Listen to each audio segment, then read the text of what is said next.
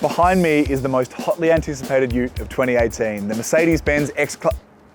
Not again. Behind me is the most hotly anticipated ute of 2018, the Mercedes-Benz X-Class. Now we know it shares some underpinnings with the Nissan Navara, but there are some pretty major differences between the two as well. Here are 5 of the biggest. Now the first and the most obvious difference is the styling. The back of the Navara is a lot more creased. You've got these big wraparound tail lights as well, whereas the X-Class is a lot flatter with tail lights that just sit back on the tailgate there. Obvious difference. Moving along to the side though, and you'll notice that these cars actually don't share any panels. Even the kink on the Mercedes window is different to the kink on the Nissan window, although you might not know it at first glance. Now moving to the front of the car, you'll notice the Mercedes has smoother wheel arches and they're a little bit squared off, and the front end's been inspired by SUVs. So you've got GLC style headlights, a chunky bumper and grille that could have been taken from the GLS, and of course, this big 3-pointed star right here, and well, that's worth its weight in gold.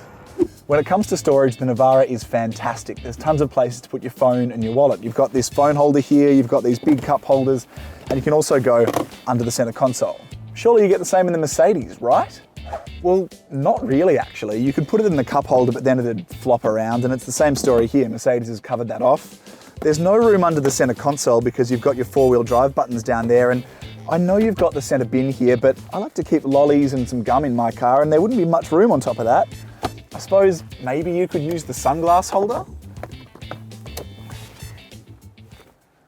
On the safety front, the X-Class is actually the first of these dual cab utes to get autonomous emergency braking, which means that if the car in front of you stops really suddenly or something pulls out and you don't see it, or you don't react fast enough, it'll slam the brakes on for you to stop the accident or make it less severe. Given these are lifestyle cars now and there's room for the kids in the back and they're driven in the city, that's a huge inclusion. When the time comes to stop, the Navara's got drum brakes down back, whereas the X-Class has got discs. Now, we tend to think of drums as a bit less sophisticated than discs, and they are, but there are some benefits in dual cab utes. For one, they're a little easier to modulate with varying loads on the back. The discs on the X-Class though, they're going to be quieter around town and offer better heat management than the drums on the Navara.